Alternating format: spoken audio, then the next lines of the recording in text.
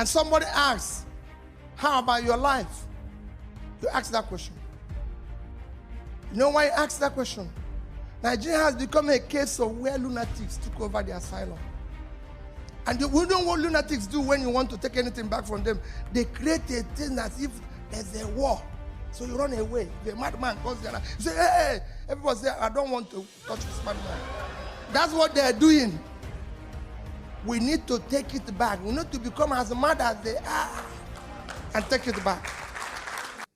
But as a philosopher, I always tell people, whenever people talk to me in a manner that I feel bad, I go into myself and reassess and re-examine myself.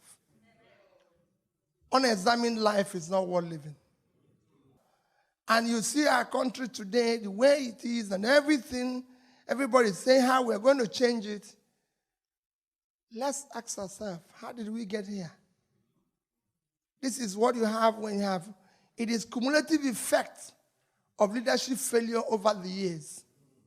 And it's not going to stop because you have millions of your people. I was just talking to somebody this morning, and I said, listen, people are protesting in Iran. They're not protesting in Nigeria. But people don't know that the protests will come. If Iranians can protest, Iran has a GDP of 400 billion.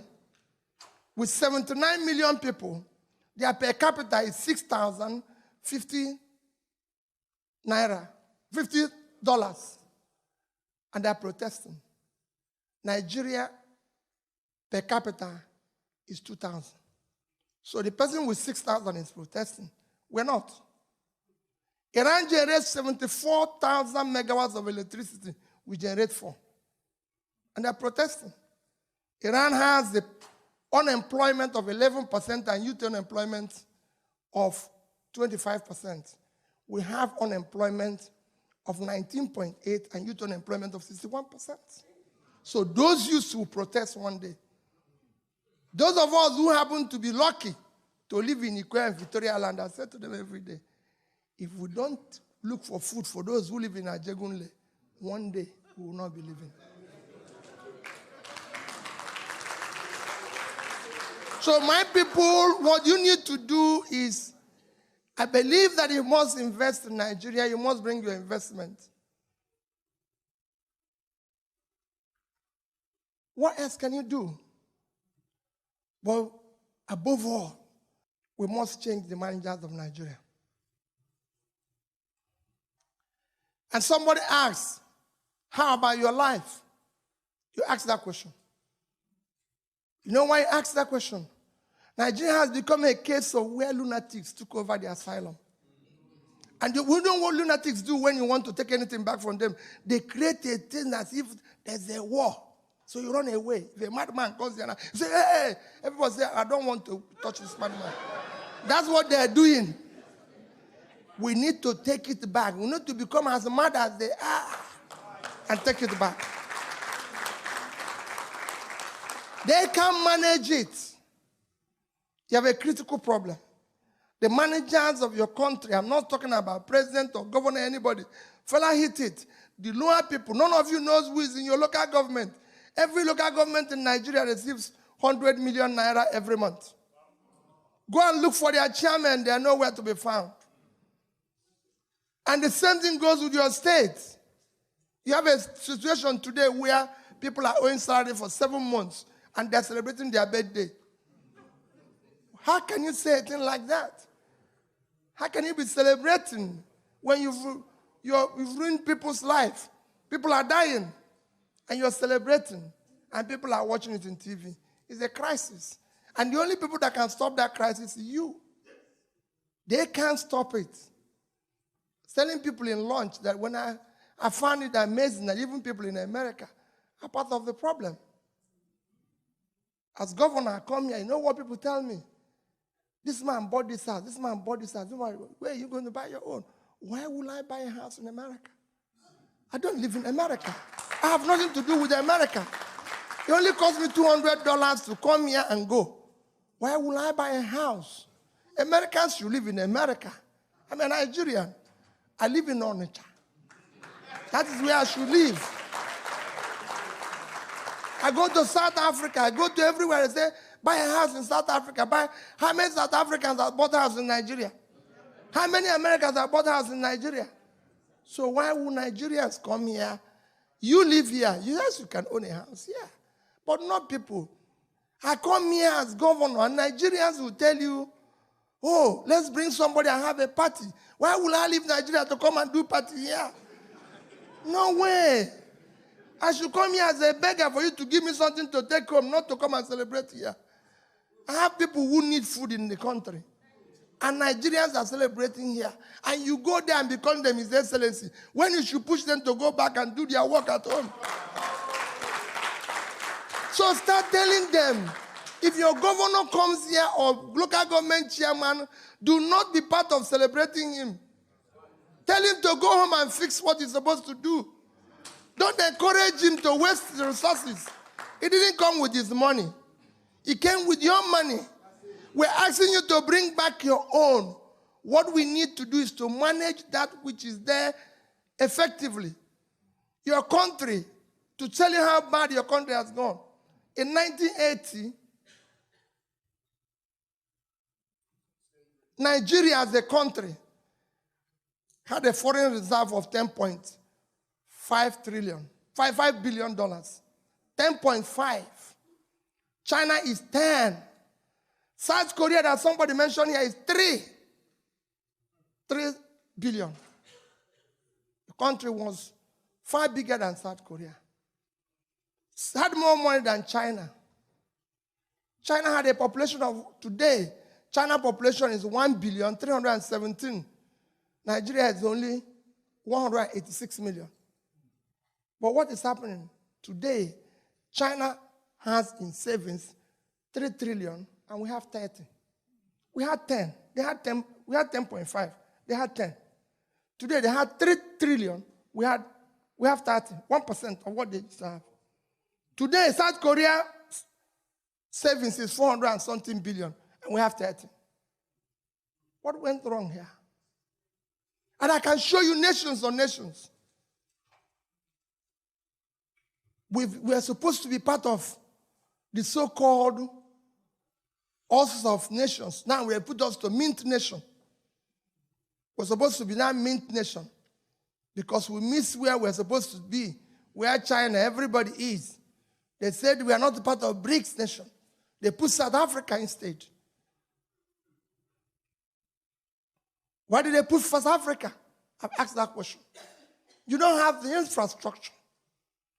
You don't have what it takes. But look at the BRIC nations that we've been put into. If you look at the 4 BRIC nations, it's Mexico, Indonesia, Nigeria, and Turkey. Look at our GDPs.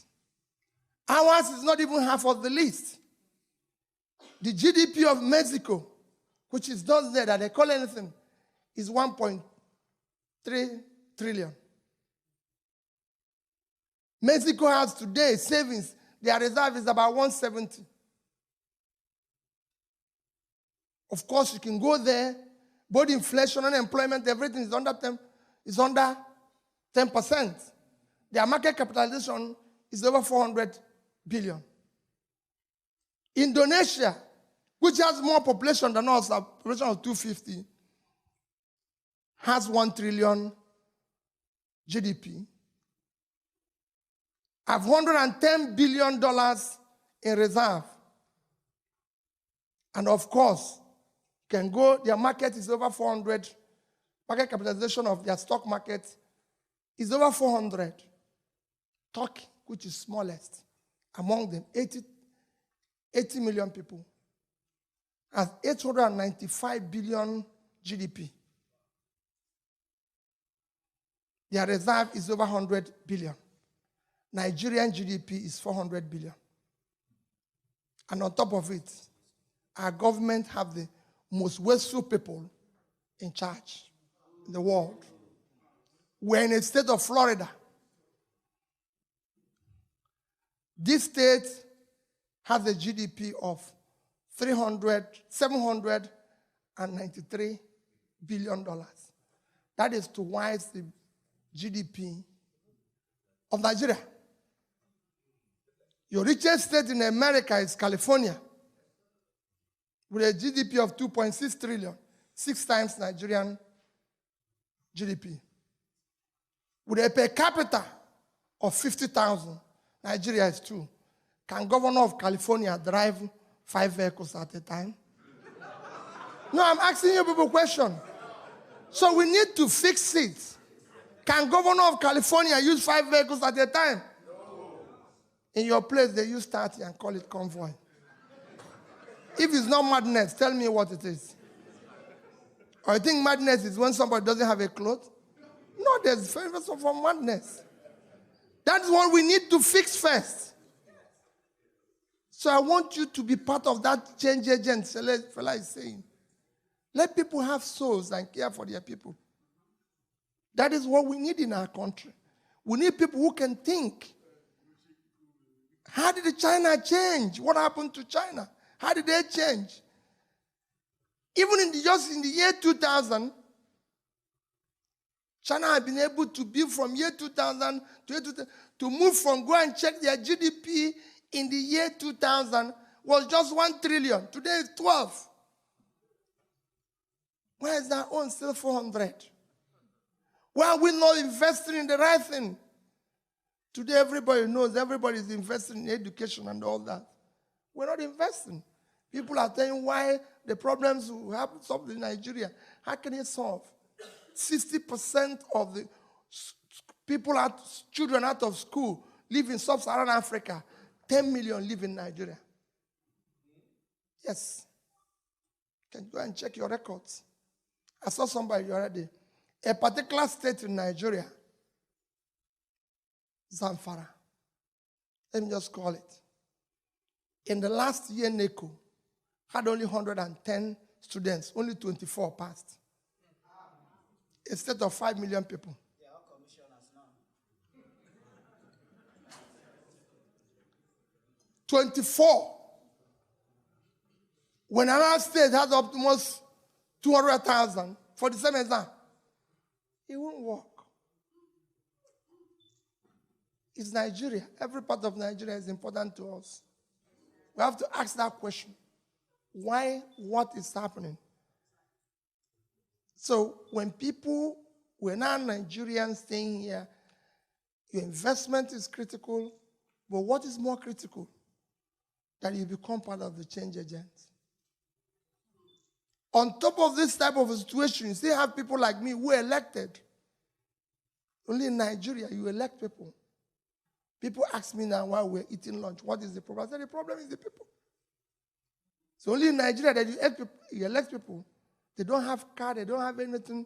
6 months, they build a house, buy 20 cars, and call it for Thanksgiving, and people will go there.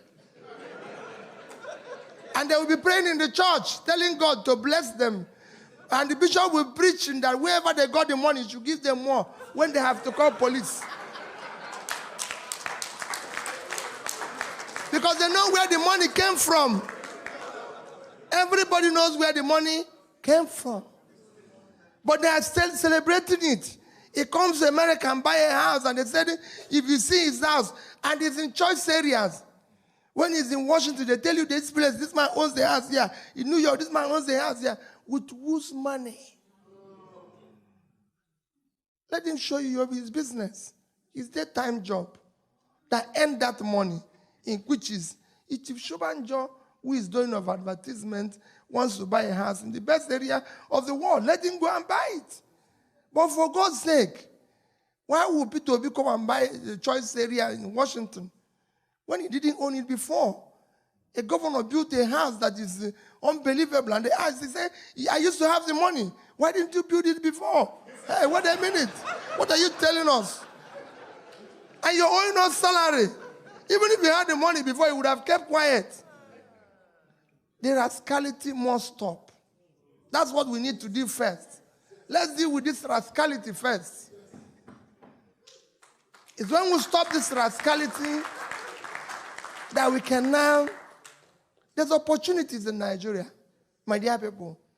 As for investment, I know you're worried about the country. you're worried about this. Let me tell you, the opportunity you have in Nigeria when it comes to investment is not anywhere in the world. It's not anywhere in the world. I'm sorry you live in America. The reason why I'm saying this is that if we have good managers, even when people talk about borrowing, like our friend has said, there's nothing wrong in borrowing. You live in an 18 trillion economy, isn't it? America is 18 trillion GDP. But they're owing 21 trillion. Simple. Even China that I mentioned is owing 5 trillion. The entire debt of Africa is under 200 billion, which means Africa can borrow more. But who is going to manage this new money we are going to borrow? Is it the same character that is there now? No.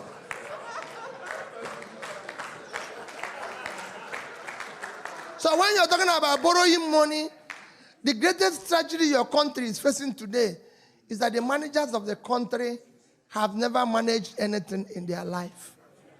If a man has not created wealth or managed anything, he cannot manage public one.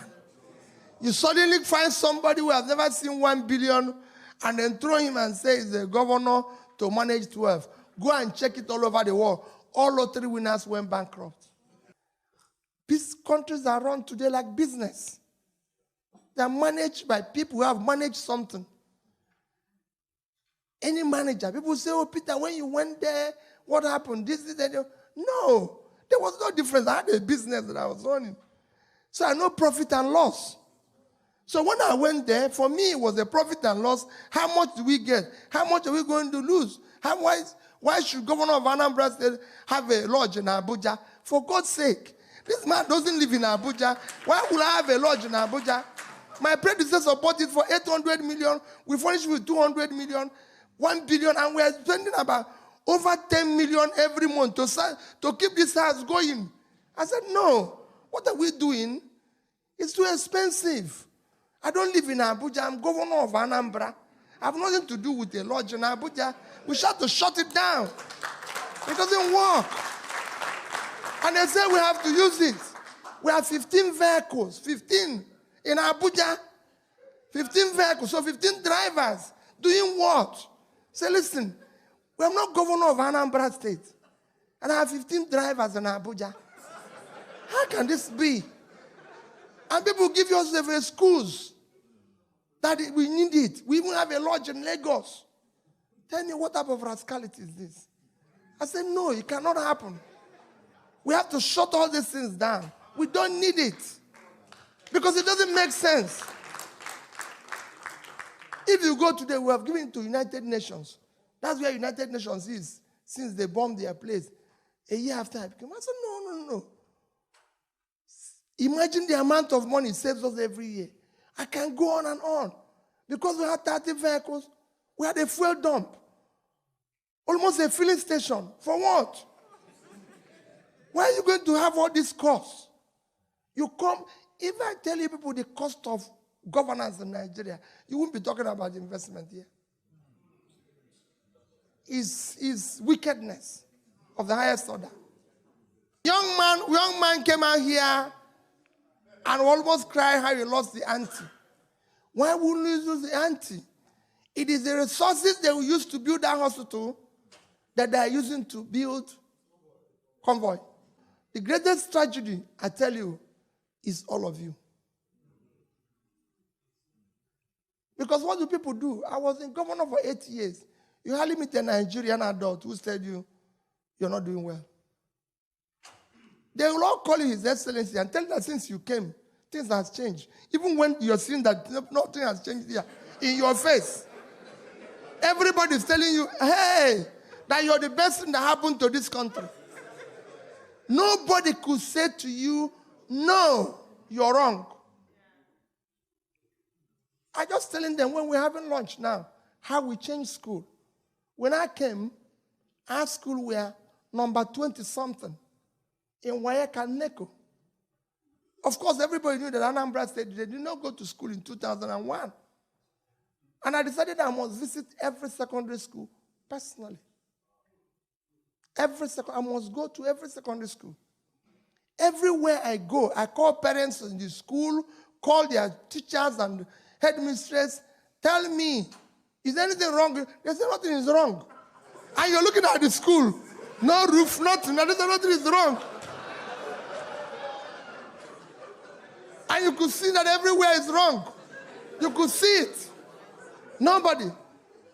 I went to a school in Asia, one of our towns, and they didn't have a roof. And I promised to give them a check to do that roof because I decided money must go directly to school, not via the ministry, because that's where the problem is. So I told them, I'm going to give you a check, 8.7 million. I went there in October. And I said, I'll give you the check before December. The check didn't arrive. In January, I was doing a tour in that local government because in January, what I did was to change. When I came, the state had no vision, no mission, nothing. So I decided to adopt the MDG as a vision and developed a local thing, our own strategy for delivery of it, which we christened Anambra Integrated Development Strategy, which is just a process, a system that allows us to plan properly within the MDG goals, budget properly, execute, and ensure delivery. And to do it properly, we changed our budgeting, planning, everything from being supply-driven to demand-driven. So we go to the people and say, what do you want? In January, I went to the people. And they normally bring school children. And when I finished talking, I said, it's question time. A young girl raised up her hand. And I said, my daughter, probably about 11 years or 12. Let me start with you. This young, tiny girl, I gave her a microphone. And I said, Governor, why do you make promise you don't keep? The whole hall went wild. Her principal ran from where she was. Her principal ran from where she was, held her in the mouth. And I said, principal, leave this girl. Because of how everybody shouted, the girl started shivering and started like crying. She's done the wrong thing. So I held her, said, my daughter, what is it? She narrated the story. I was wrong. I didn't do what I said. And I turned to the commissioner. I said, Commissioner, where is the check? Commissioner said, we must give this girl this check before we leave here. So go and bring it. The commissioner brought the check. I apologized before everybody. And I gave this girl this check. The principal and the teachers that were shouting at her ran back, carried the girl in their head, and ran out of the hall. But they couldn't tell me that story. Yeah, I want you to understand why I changed from what Fela said this morning. After that experience, I decided we have to do one thing. That's what Fela told you.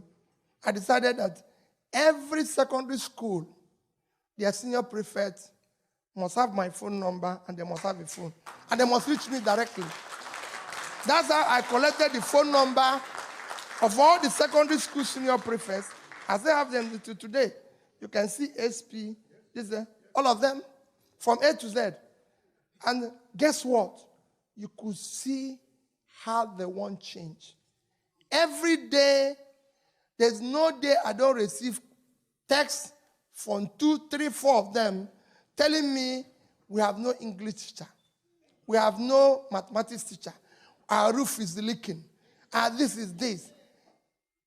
They will send you the same test. You call their principal and said, what is happening at school? You say, no problem. But you've just received a text from the senior prefect saying the school is collapsing. There's no teacher. He said, how about the English teacher? He said, oh, it's wonderful. But the children have told you no English teacher. The principal is telling you that the teacher is the best they have in the class. That is what is hurting your country. And that is what I'm pleading with everybody. You must die anyway. So, it doesn't matter. It doesn't matter how you die. It is actually better you die doing something noble than doing than dying a coward. We need to tell them no. We need to. It is time. Go to little countries and see how efficient their airport, everything works. Little things. It cannot work in Nigeria. The reason why it's not working is because you have chosen, you don't want to die. It is time for us to die. If you don't want to die in Nigeria, hold them when they come here.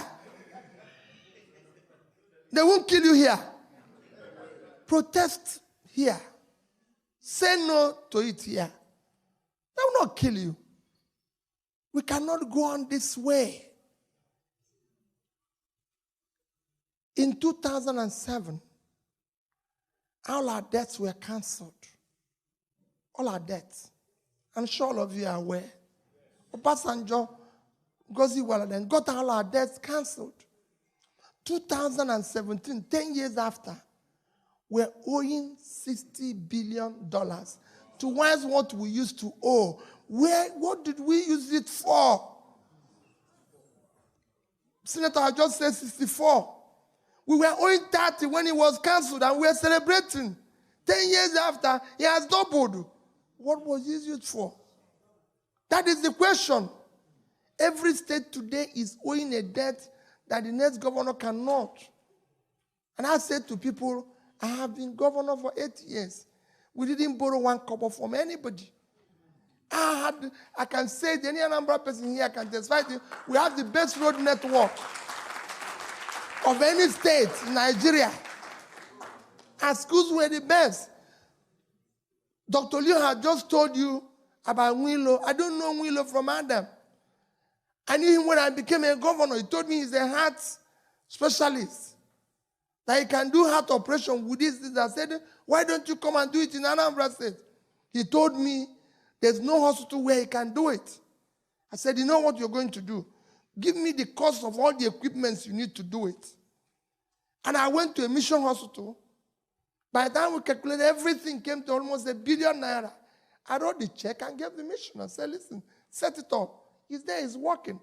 They haven't operated on me, but they're saving other people's lives. Why will I use that money? Why will I take that money to come and buy a house in Atlanta? Do I live in Atlanta? No. If I come to Atlanta, I pay for a hotel and go. This hotel room cannot cost more than $200 a night. I won't even pay if it's more, because I only want to sleep. And people come here and pay for $2,000 to sleep. If anybody takes $2,000 from me, I will be awake, thinking they're stealing my money. Why will I sleep?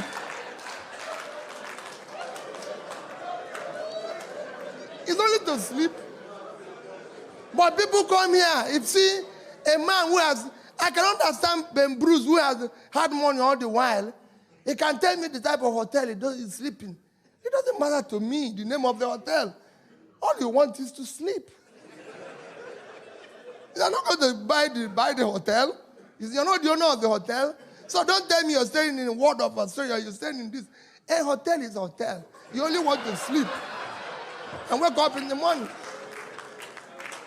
And people do it with other people's money, not with their own money. You cannot. And that is the waste you see in our place. Nigerians people are using government money to travel first class. Who said if you stay on the other side of the plane, you won't get there? I've been flying all over the world. I don't need to. If I go to the airport, they upgrade me. Good luck. If they don't, you say where because you're using public money. Today, our people charter plane to Abuja. Do you know to charter plane from Enugu, for example, to Abuja is $15,000. It costs you 20,000 in airpiece. Same flight, 20,000 naira, and people will spend 6 million naira for it. And these are people who don't used to enter plane before we voted them in. No, I'm telling you the seriousness of it. For every trip they go, I saw it as a governor. I'm telling you my experience. They will write memo. There's 30 people who wants to follow me to Abuja. Nobody invited these people for a meeting. They have no reason to be in Abuja for anything. I repeat it every day so people can hear it. They come to the airport. They constitute a nuisance to the traveling public because they are the ones who want to allow you to greet people who have just voted you yesterday. Then you enter plane, they cause problem, and you go. So it is important that I want you to come home and invest. There's so much opportunities in Nigeria. If people tell you there's no safe investment, I have done it myself, my dear. There's so many things you can invest in. A Chinese man had just finished building a factory in Nigeria and said the best place to put your money is in Nigeria. IBM Bev, the biggest brewery in the world, the best facility they've done all over the world is the facility they built in Onitsha. It was supposed to return in 6 years. He paid back in 1 year. Wow. Quote me anywhere. Their global CEO came from America to meet me, and I can tell you, I know that very well. I invested Anambra State money in it. We own 10% of it. That 10% today is worth over 20 billion. So I know that. It's easy. You have houses here. You have opportunities of even raising money here. I lived in the UK for 10 years. For that 10 years I lived in the UK, I was working in Nigeria as well. Then it was easy for me to borrow. I can tell you some of those things. It was easy for me to borrow money in the UK at 3% and invest it in Nigeria and get over 15%. People will say, no, about rate of exchange, buy Euro bonds. It's dollar to dollar. Today you can get 9.5% and you can borrow your dollar for 2.5. Just 100,000. Don't even invest much. That money will do a lot of good to Nigeria. Let nobody tell you Chinese people are still here. Japanese people are still here. But you can be here and be part of that change there. I'm not saying those who come back. But the most critical thing Nigeria needs now is to change the characteristics of its leadership. If our governors can manage the resources of the state better, there's no way a governor can be owing people salary for 6 and 7 months. But for God's sake, if you can't govern, you leave. People resign from office here. You cannot be there using siren and going about when you're owing people. No, you can't say that. I know there's so many things you can do. Some of you have watched my video, how Obasanjo visited us. If you go to Oka, you see it. They were building presidential lodge when I became governor. How can you build a lodge for president in Oka who doesn't live there? And I said, how are we going to build it? Why are we going to have a house for him here? They say it's in every state. What, for God's sake? What the president doesn't live in every state. Does every state in America have the presidential lodge? No. So where did we learn this? Does every state have governor's lodge in Washington? No, they stay in hotel. So where did we learn this type of irresponsibility? But they want me to do it in my state. For God's sake, when Obasanjo came, I told him, I went to him and said, Mr. President, you are the president. You have plane. Come in the morning and go in the evening. You don't need to sleep in Oka. What are you sleeping in Oka to do? No, you just come anywhere you want to go. You go and... That you cannot. He insisted he would sleep. His best friend, he insisted he would sleep. His people said he would sleep. I said, I have no place for you. But since you insist, you come and sleep in my house. Where I sleep and I'll go away and sleep somewhere else. When you go, I'll come back. And that's what they did. That's what they did. It will have cost us ₦1 billion to build presidential lodge. But Obasanjo stayed in my own place for 2 nights, and it cost me 100,000 in the hotel outside. For those 2 nights he slept there. And that's what I would spend 1 billion. Since he came, no other president have been there to sleep. 2006. And I've had a house of 1 billion, maintaining it every day, looking after it. When Jonathan wanted to come, I explained it to him. I said, I don't have any place for you to sleep. If you come, you go. Please. You don't need to sleep. You own the whole country. You can come back the next day if you wish. Or you go to neighboring states and sleep. It doesn't matter. And he came, he slept in Asaba because they have more money. I don't have it to spend. Only in Nigeria that people use bulletproof car and have 40 police. So what is the essence? And I can go on and on. You won't believe it. Most of your states today have 10 bulletproof cars, 80 million naira each. What for? Nobody wants to kill anybody. Nobody killed me 8 years. Why would they kill you if you're doing the right thing? After all, you live with them. Even if anybody wants to kill you, when you come out of that car, he will kill you. You're not going to live inside it. You don't have a bulletproof body. So all I'm trying to urge you as I conclude, my dear people, we have a country. The first thing you need to do is to say to yourself, all of us must now question the rascality of our country. We have no other country. I'm begging all of you, Fela had done it, and I'm joining him as a younger person. The society we allow them to abuse today will take his revenge on our children tomorrow. God bless you.